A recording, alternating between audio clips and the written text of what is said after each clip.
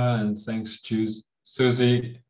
Thanks so much, Isha, and thanks Susie for a wonderful hour.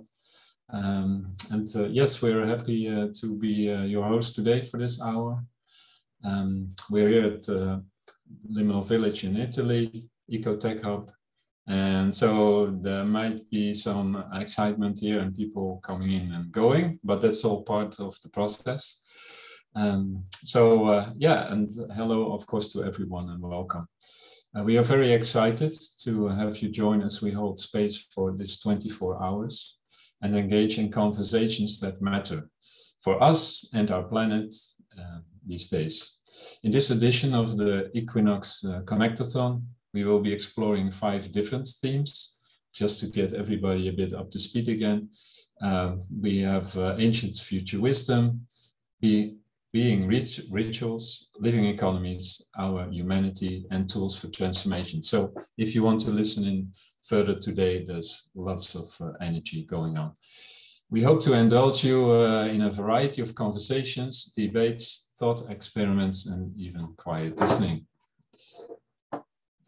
Yeah, and then we go to our topic from today and our speaker. And before we introduce her, I will briefly mention what it means, what it could mean to human well. We will hear a lot more from Marilyn Hamilton, who is here as our guest speaker. As humans, we are intrinsically connected to the evolutionary web of life. In our modern complex world, what does it mean to human well? Living Cities Earth is an interdisciplinary action research network connecting 10,000 cities and a web of integral experts serving Gaia's well-being. To human well, living cities nurture our cities and ecoregions as healthy, happy, caring homes in harmony with each other and nature across 4 key dimensions: person, people, places, and planet. Our cities and bioregions survive and thrive, honoring all life on our one planet. And I'll give the voice to Joy. Thank you, Robert. So happy Equinox, everybody. I'm personally thrilled to be introducing our next guest, as I read her book, Integral City, over a decade ago. Dr. Marilyn Hamilton is the founder of Integral City Meshworks and co-founder of Living Cities, Living Cities Earth. She's an author of Integral City book series and Tales of the Croft Regenerators novellas. She co-designed Cities Rising for a Regenerative World and curated Urban Hub 20, City Change in a VUCA World. As a city evolutionist, Marilyn works with cities and eco-regions. She meshworks or weaves people purpose, priorities, profits, programs, and processes to align contexts, grow capacity, and develop strategies for resilience. Marilyn facilitates sustainable development programs, research, inquiries, assessments, co-creativity practices, and collaboration. Working across boundaries of community engagement structures, cultures, and countries with leaders, teams, and organizations and sectors, she provides developmental tools, guided inquiries, and coaching. Thank you so much, Marilyn. Over to you, Rob. Yeah, thanks so much, Joy. And Marilyn, before we go over to you and your presentation that you're offering, of course, Ferial is also with us, but she will be on the sideline, maybe chip in a bit. Welcome, Marilyn. Thank you, Robert, and thank you, Troy, for that extended introduction. I am really delighted to be here today, and I noticed that it's not only Equinox. I think we're about half an hour actually past Equinox as we're talking now. And I just was able to listen to your hour 12, and it was just so inspiring to see the connection to nature. And today you asked me to speak with you about the living economies, or how the economics impact cities. So I wanted to share a screen, if I can, and just take you through a bit of a thought experiment. Does that work for you, Robert and Troy? Yeah, perfect. Okay. And you should be able to share the screen now. Not yet. Robert, I think you will have to remove your screen from screen share, and then Marilyn will be able to do so. Oh, okay. Yes. Yep. I think Marilyn, you'll There we go. Yes. Now we can see it? Yes, we can. Thank you. Good. So, so as I said, what I wanted to do was a thought experiment today. Since I'm the co-founder of Living Cities Earth, and Troy, you say you read my first book from the Integral City book series, I'm honored to have somebody who has done that on the call. And so, you know, some time ago, I was asked to think about economics in the city. And one of the things that I thought I would explore was just what is it that city development means? So just, this is on a longer set of slides. But when I wrote the books for the Integral City series, I really created several maps of the city. And these maps are the ones that are shown on the screen here. And so in the maps that I have here, they actually are all the same map, but they shape shift. Many of you will know the integral framework, and that's this, what I call map 1. Then there's a set of nested maps that go from the individual to the family, to the workplace, to the community, to the whole sectors of workplaces, to the city and the ecoregion. And then there's a set of maps that look at how individuals develop, a set of maps that look at how organizations develop. And all of these are, as the prior speaker was saying, really have the evolutionary impulse that come from the spiritual map. So I just wanted to set a few things as a basis for our exploration today.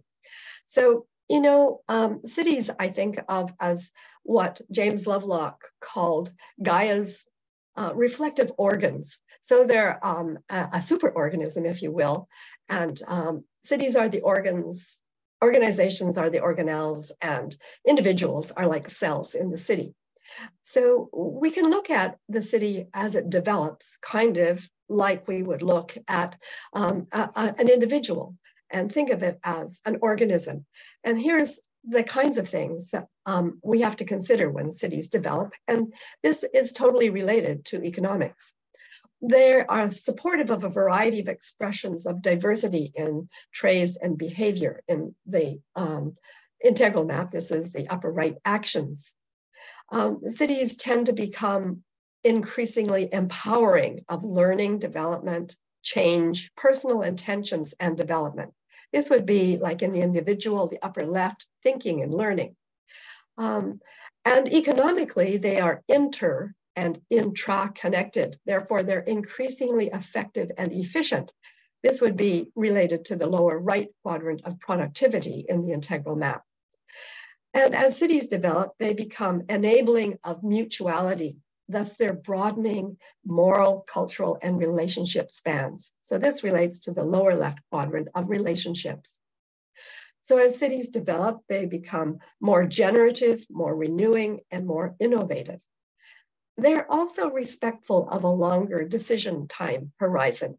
And that means that we consider decisions that impact a longer time span, not just today or tomorrow or next year or 5 years or 10 years or 20 or 50, but we even, I think, in terms of what the indigenous peoples ask us to think of, in terms of 7 generations. We're also able to act locally with an awareness of a larger spatial horizon so that we impact not just the immediate area around us, not just our own house and yard, but the whole block, the whole community, and our cities and ecoregions are always now interconnected across the globe. So as we are interconnected, we also are actually connecting our capacities, our ability to respond to life conditions. And as cities become increasingly developed, they're intra-connected in their contributions to global well-being. That means that one city is connected with another city, is connected with many cities to create a network. So I have a great colleague, Dr. Brian Eddy, who really mapped how cities develop across the spiral dynamics dimensions. And these are just illustrations of showing how one starts in a rural agrarian area, then becomes a small urban or frontier town, and then a suburb perhaps, and a large urban system. All of these now coexist.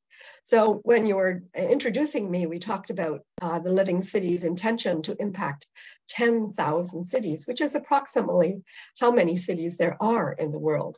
This doesn't even count the probably equal number of eco-villages. So we can see here that when we think of cities, they have what I call intelligences, and they also have habitats. And when we put those two together, the habitat and the contexting intelligences, we can see that there's dynamics that influence local, regional, and global connections.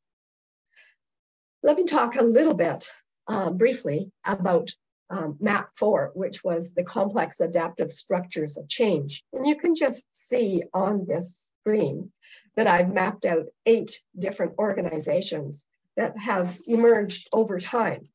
We have the individual family hearth, and then we have the clan collection around I live in Scotland, so it's interesting and easy for us to talk about the clans gathering.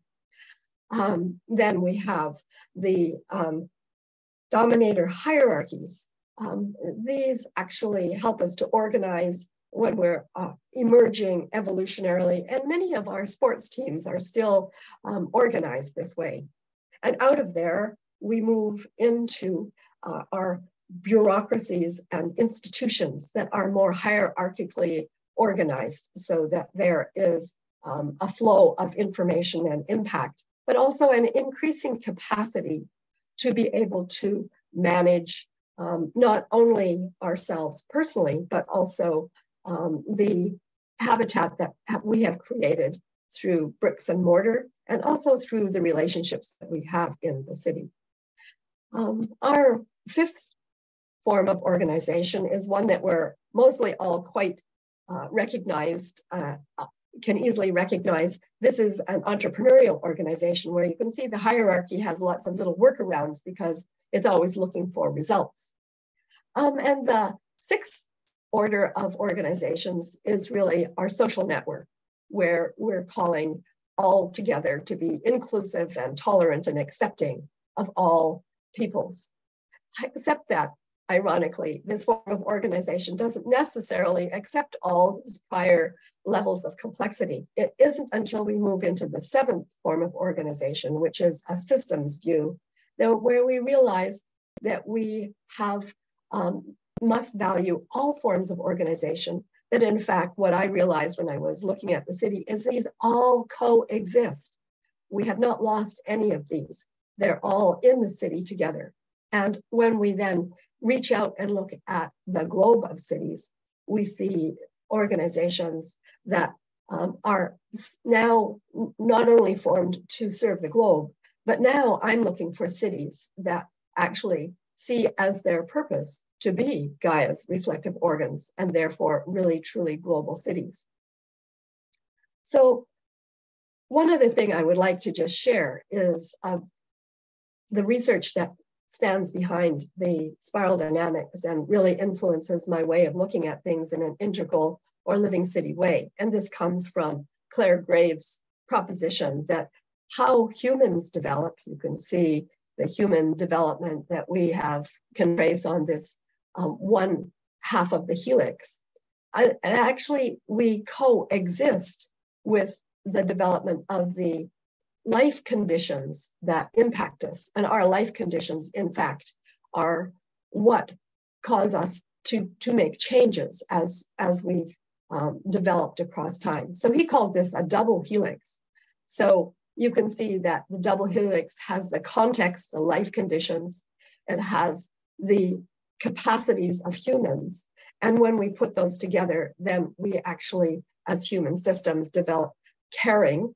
That's what I call Gaia's code of care that we enact in our lives to care for self, others, place, and planet.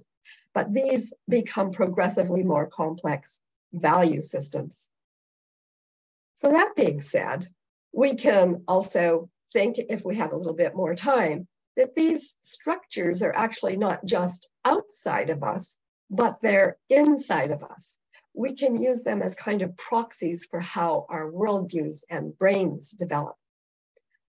So this is why I've just shown on this map that these organizations that we've created externally are also being mapped through ego, ethno, regional, and global capacities that we develop internally.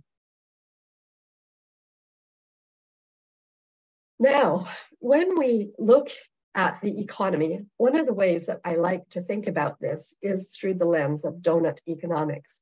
So when I was being introduced, VUCA was spelled out VUCA. VUCA stands for volatile, uncertain, complex, and ambiguous. And the bad news is that cities face VUCA life conditions these days. In terms of donut economics, you can see all that red in this picture of the donut. And we know that we are being challenged by climate change, by the pandemics, by social justice, by attempting to do regeneration, and that the scientists tell us that we have less than 10 years to make a difference. So my thought experiment took me to thinking about the kinds of organizations and structures that we have, the capacities. And I asked myself the question, how did this happen? Because we should be honoring the life of Gaia, and we should be economically completely aligned and coherent with her. But at the moment, we're not. If we had more time, I'd take us all the way through the spiral, but I want to just emphasize a couple of things, and then I'm going to fast forward to the end of the organizations. And I might just pause before I do that, just in case you have any questions. And I can, instead of being just a one-sided conversation, we can have some questions to interact with. So I asked, where will our cities be under radical life condition change? Do we have to consider that our population will increase and then possibly decrease? Are we looking at a new dark ages as a long emergency? I'm wondering, when we look at climate change and the predictions of sea level rise, will some cities disappear, especially the coastal cities? Does the change in climate mean that some cities will actually relocate, not only because of sea level rise, but because of temperature change? Will they all move north? Will they be moving into Scotland, where I live? Another question I have is, will cities densify? Will there be more people in less space? Or will they depopulate? There are some nations of the world that are depopulating right at the moment. Or is there a possibility that we can right size? This is something that I've been thinking about, inspired by Aurobindo, who actually thought that the right size of cities would be about 50,000 people in a city, about the same number of bees in a beehive. And some of you know that I have been quite influenced by looking at the intelligences of bees. And so finally, I asked myself the question, will the human hive reinvent itself? And I think that when we look at this thought experiment, it would be a really good thing for us to do, to reinvent ourselves. So let me just pause there and see if you have any questions, Robert or Troy or anybody else from the audience who might like to put them in the chat. Yeah. Thanks so much, Marilyn. Super interesting.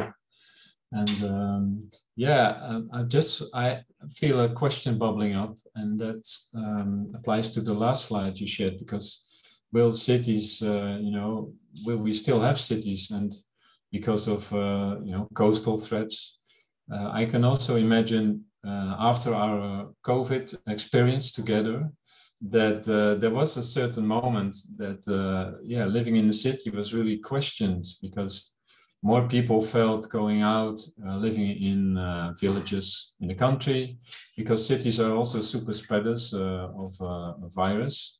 And we all know what happened.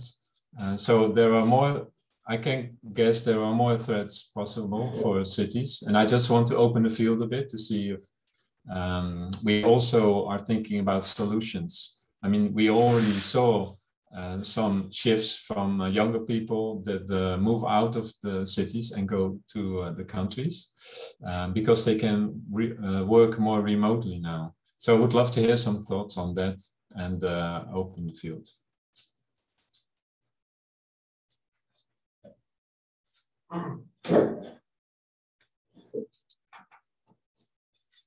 I see Violetta has her hand up.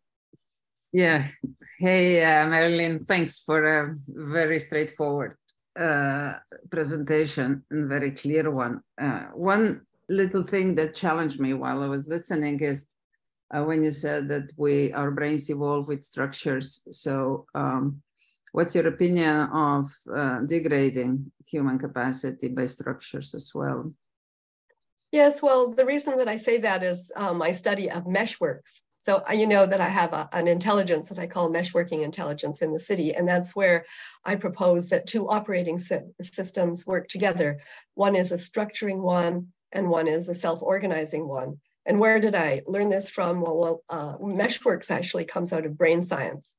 There's no guarantee that we will continue to create structures that are more complex, because we have to look at those life conditions. If those life conditions do not enable us to solve the challenges that they present to us, then there's no guarantee that we will move forward. I haven't completed my presentation. In fact, I wanted to jump forward and show you where I thought that in the terms of donut economics, the structures and the capacities have for a long time given us the opportunity to take great advantage of our Mother Earth. But now we've actually reached the stage where we can't do that anymore. So would that make sense if I just carried on a little bit and built on what the question that you asked, Violetta, and I will come back and we'll have an opportunity to have a little further exchange. So I'll continue to share my screen if that works all right. There we are. So, as I was just saying, these are the structures that I say are not only our external organizational structures, but I use as proxies for the changes in our brain. Now let's look at just sort of the basic structure that donut economics proposes. Donut economics says that from an economics perspective, we should be living in a safe and just space for humanity that allows for regeneration and distribution. And Kate Raworth proposes that on the inside of the donut, we have the social foundation. So this is where food, health, education, income and work, peace and justice, political voice, social equity, gender equality, housing, networks, energy, and water exist. And then we must, when we're living in our social foundations, recognize the ecological ceiling that is identified by 9 aspects of how the Earth itself exists. These are the constraints that we must recognize: climate, ocean acidification, chemical pollution, nitrogen and phosphorus loading, freshwater withdrawals, land conversion, biodiversity loss, air pollution, and the ozone layer depletion. So if we're able to live safely with both the social conditions and the ecological ceiling, then donut economics proposes we will be a happy city or a happy region or a happy planet. But what has happened when we look at these dimensions, and I do think about them as being similar and able to be compared to the integral map, where we see that the donut economic dimensions, the inner social foundations, are like the left-hand quadrants of the spiral of the integral map, and the outer ecological ceilings that Rockström and the scientists have defined are like the left hand, or rather the right hand quadrants of the integral map.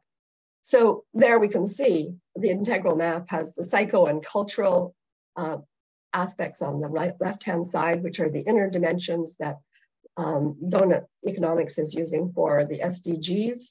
And on the right-hand side, the biological and social capacities are on the integral map. So the experiment I tried was, is it possible to think that the framework of donut economics has both these interior and exterior, and that they embrace both the individual and collective dimensions as they develop through their life cycle of capacities? So here you have my first thought experiment visually. Let's put the integral model right in the middle of the donut, where we can see that not only are they in the quadrants, but here also represented in the colors are the capacities that develop over time. Now, what happened historically? When we look at these structures and start thinking about the donut, we can see that they are actually becoming progressively misaligned and not right-sized. When we were just a family hearth, that was easy. The world could live within the social foundations and ecological ceiling. Because we don't have time to go through all of these slides, I'm just going to give you a little bit of the fast forward thought experiment and go through the first 4 or so levels and just notice what is happening when the organizational forms start to impose greater and greater strain on the system. So when, for instance, we look at this first level, we can see that the donut is providing the life conditions of energy, food, water, and health on the inner, and on the outer, the air, the ocean, and the climate. And this related to this first level of the beige human development. It's egocentric, it's about individual survival, it's about the basics of life, the energy, food, water, and health. And collectively, it's about family, foraging, and responding to the land, water, air, and geology, being very much aware of nature. As we move along, we will see that each of these organizational developments that become more and more complex start to impact the life conditions that the donut sets up. And what I think happens in the first probably 6 stages of development, that we're not just transcending and including, but we're transcending and excluding the capacities that have gone before. And when we think about things from an integral perspective, we hope that we would transcend and include capacities. But when we transcend and exclude, we become increasingly impactful and not socially just or aware of our ecological ceilings, because we keep imposing more and more demands on those. And we keep excluding what we should have learned from earlier stages of our lives. So finally, when we get to level 4, which is our institutional bureaucracies, you can start to see we're actually really impinging on our social foundations and our ecological ceilings. So we're putting demands in the donut life conditions on energy, income, political voice, education, health, social equity, and gender equity. And we're drawing down in inconsiderate ways our fresh water, our land, our ocean, our biodiversity. So this is because I would say that blue human development has transcended and excluded what has gone before. It's become ethnocentric. It's providing a ordering hierarchy, but it's now opening up the doors to capitalism, communism, socialism, bureaucracy, a hierarchy that sees only the value of itself. It may have the intentions for peace, order, and good government, but it's actually colonizing people and managing land, water, and air, not stewarding it. So this takes us into the very dangerous, I think, precipitating structure that in my thought experiment starts to really strain the donut.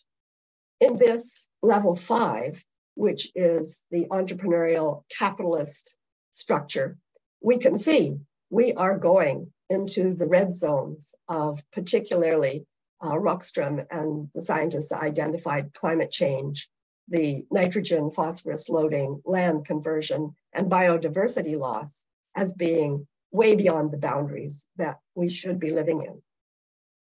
So in donut life conditions, what we should be watching is the impact on income and work, political voice, education, health, social equity, gender equity. It's very male dominated still in this organizational structure. Housing is impacted, networks. And on the outer, we're impacting and being impacted by life conditions that are caused by freshwater withdrawals, land conversion, ocean acidification, the chemical pollution, biodiversity, and as I said already, the nitrogen and phosphorus loading and air pollution, and also ozone layer depletion. So we thought we had solved that some years ago, but it still is something that we must be very conscious of.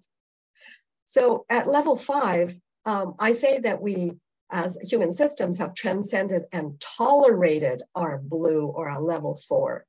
And this is still ethno, but also regional centric now.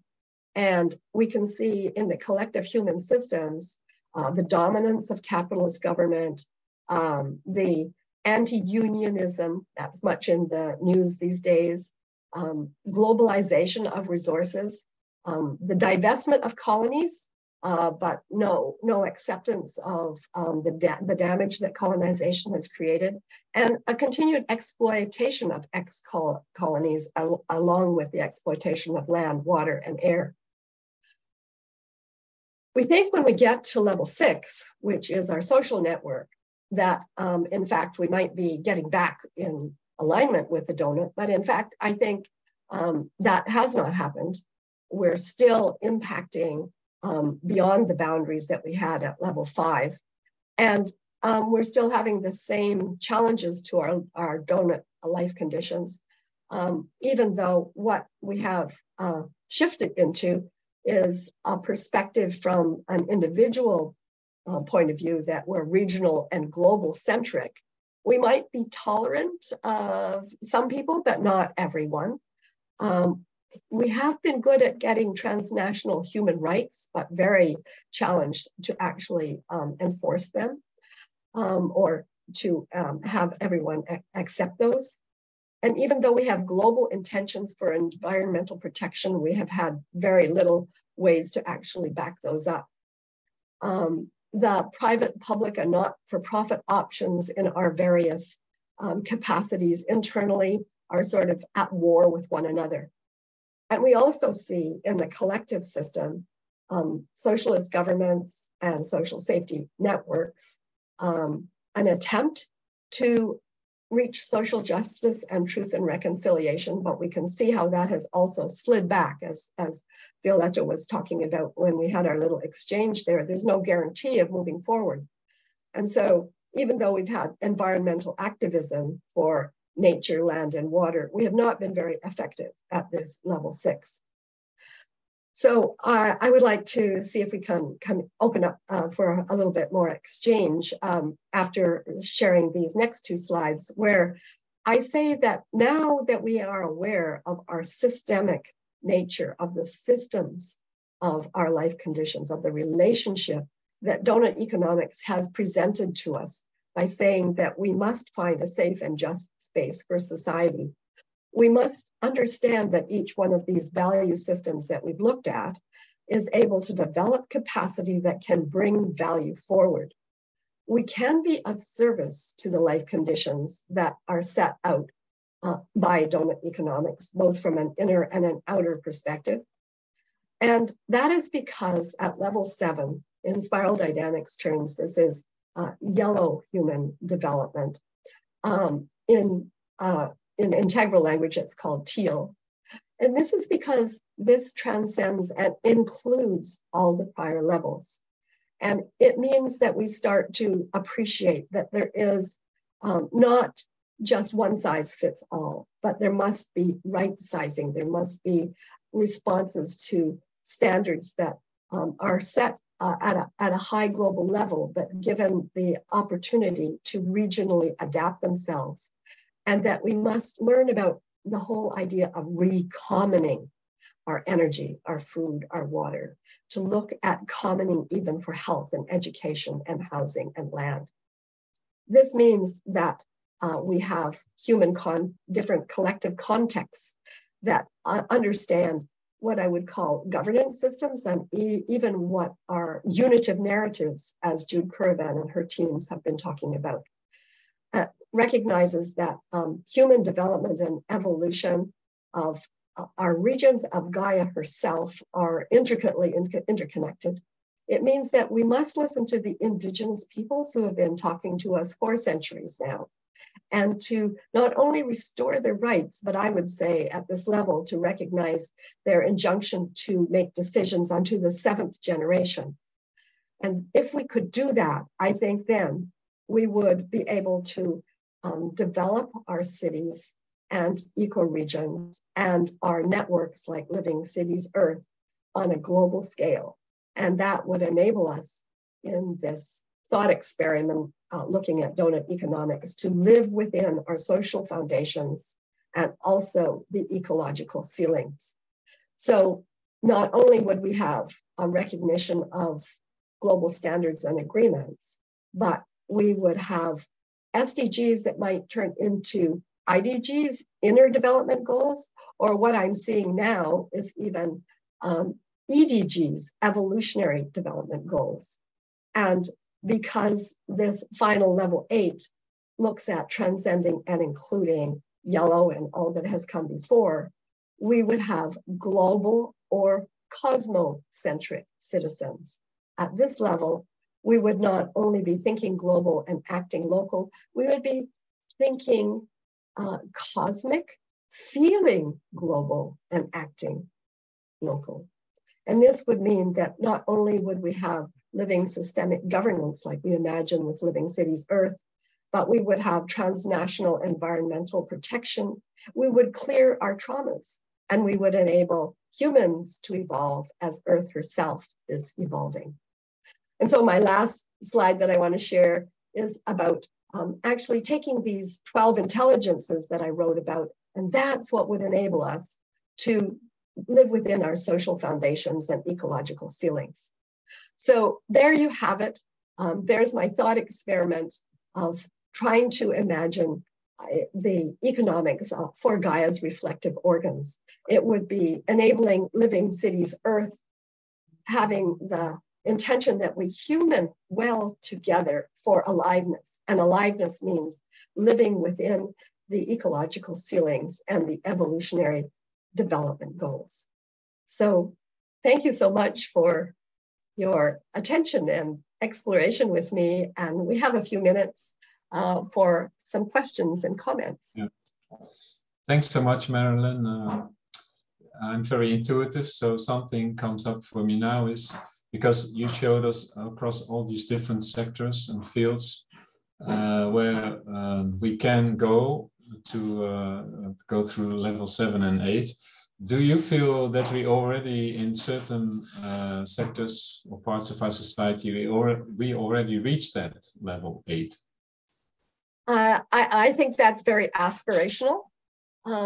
So I say, you know, when people ask me, well, where are the integral cities or living cities? Well, they're actually in formation. So certain life conditions, which include the regions and nations that our cities are located in, enable support for that. And I look at a lot of the Scandinavian countries, at the Netherlands, and look at cities there that show us examples.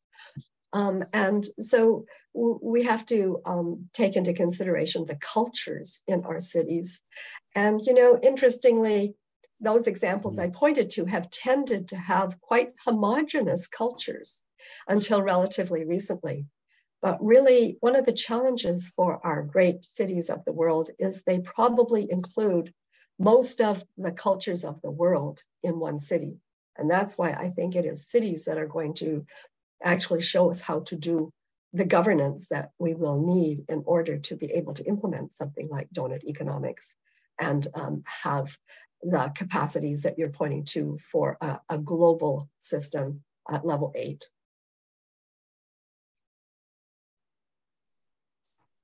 Thank you so much, Marilyn. I'm going to switch over to some viewers' comments in the chat here. And there's also a hand raised, I see. Yeah. Okay. We'll come back to that if I can. So there's two chats I want to kind of combine. I think they're related. One by Violetta said brains and structures develop together. Can structures also suppress the human development? And then there's one by Varun Sharma, an example of city structures directly impacting brain structures that I can think of is what happened to the later Indus Valley civilization people as and when later Indus people lost their city structures, complex weights, measures, and art forms also disappeared. So those are questions about how, the outer affects the inner and vice versa. So can you address those? Yes, I think it's similar to Robert's question from earlier, that there's no guarantee that our evolutionary development will continue. We have to actually rise to the occasion, if you will. And so the capacities that we develop are supported both by our individual capacity to develop and our context of collective people who support us in doing so. And as we can see, that some nations and cities will move to a certain level and then life conditions will impact them and they contract. And a really good example in the last month or so, we've had some really horrendous, quote, natural disasters. We've had earthquakes, we've had dams bursting because of the floods. We've had all these challenges to cities, and that means that they must move from a, quote, regular way of living in the city to an emergency response. And our general tendency is to contract downward. We contract to where we can manage our systems. So when we look at places that have had these tremendous impacts, if emergency responses can help to recover that massive trauma in the city, then they can resume their development. But there's no guarantee. I looked at some of the comments impacting both the Morocco situation in the last week and also Libya. And one was considered to be in basically a state that was operational and serving the citizens, and the other was considered to be a failed state. And it made a huge difference as to how they would be able to respond and recover.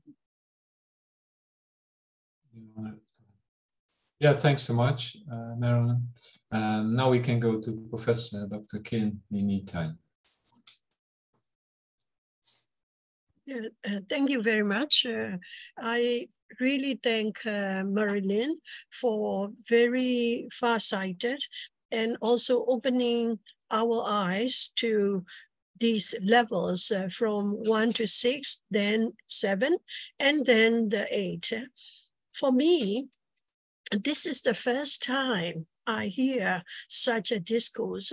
But again, I'm 65 and I live in Myanmar, so that I have my own kind of experience for 65 years. So I really have to understand what is the presentation and what is our real experience and how we can really enjoy this the presentation and knowledge. Then luckily I found in our religion, we initially think of ecology, and we initially think of well-being of the community rather than the individual. And if we expand this to ASEAN, you will see our ASEAN political issues and way to solve, and also how do we think as Asian value. the Asian value in 2 words is respect the community, full stop. So you see, as an individual, the Buddhist teaching is based on ecology and well-being of the communities.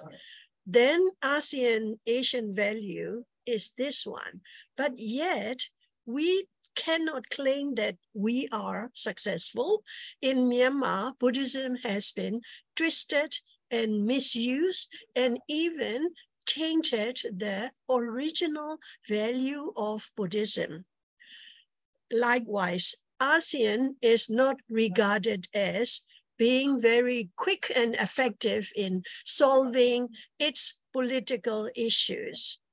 Now, I see the light at the other end of the tunnel by Marilyn's presentation. So I would be very happy to digest this knowledge because this is the first time. So I would also request the copy of the presentation, and I would respect the copyright because each and every slide I saw copyright, of course. But then again, to reach out to a lot of grassroots people, Myanmar Water Academy will be happy to translate into local language Myanmar, still putting the copyright of Marilyn. And I'm happy to work this task for the year of 2024, because with Feel Later, I have worked with the Year of Water, Eco-Civilization Year of Water 2023, and we are having last part of the year. So what to do for 2024? I think I will be translating Marilyn's presentation and disseminate into Myanmar grassroots people, especially the women, and let's see what happens. Thank you again. Thank you so much, Professor. Yes, I did say that this was a thought experiment. So this is, I think, a set of ideas that is not widely used or held. I am very happy to share my slides, and I will be sending them to the Connectathon. I thought that I was able to pick off my last slide, which had all the links to, I wrote a series of blogs based on this presentation. So I'm happy to share that, and I will send it through Robert and Ferial and make sure that everyone in Connectathon has this. And thank you so much for thinking about respecting the copyright. Myself, I just really want to make change. So I try to steward what is given to me as opposed to own it. And so it will be a Creative Commons copyright. Yeah. So, and thank you so much for sharing your ideas and thoughts. And you're quite right. You know, we have to recognize that even in the patterns that Clare Graves determined when he proposed the pattern that became spiral dynamics, that we have both individual and collective. So we need both sets of intelligences. Now, dear ones, I actually have a meditation that I have to lead in about 5 minutes on a completely different Zoom. It's Peace Week. We know it's equinox today, so I am going to be leading a meditation on peace rooms. I think that is also part of our economy. It's the economy of the spirit. So thank you so much for listening to me today and being with me. And I hope this has contributed to a Connectathon in a way that is valuable.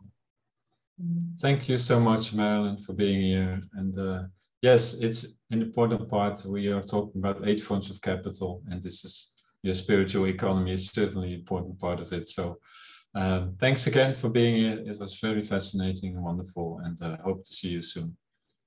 Thanks, everyone. Bye for now. Thank you. Bye-bye. I think